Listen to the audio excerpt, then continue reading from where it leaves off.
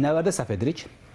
Yəni, burada hər kəs əlin daşın altına qoymalıdır. Burada sadəcə cəmiyyətdə deyil problem, sadəcə valideynlərdə deyil problem. Burada biz həkimlərin üzərində böyük bir rollar düşür. Yəni, bugün antibiotik yazan da bizlərik, viruslara antibiotik yazan da bizik.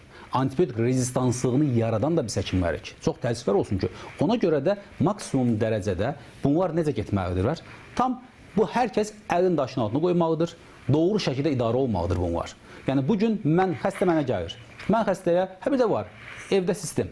Xəstə gəlir mənə, müayinəsində yeyirəm, 2 dənə tabletkasını yazdıram, deyirəm get. Xəstə deyir ki, bu həkim nə həkim idi? Çıxır qonşu otaqda bir həkimə girir, həkim ona götürür, 4-5 dənə dərman, bir dənə sistem yazır. Nə olur?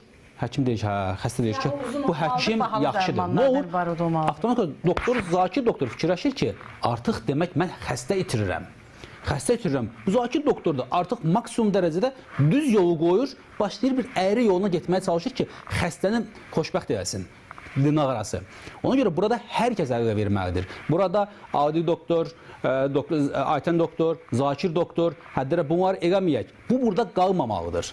Bu, digər həkimlər, hər kəs eyni düşüncədə olmalıdır. Protokollar olmalıdır, protokola uyğun addımlar olmalıdır. Əks halda istənilən qədər danışaq, əgər bir mərdimazar girib bu işləyən motora çomaq soxacaqsa, inanın ki, təkrardan o doğru da oğru olacaq.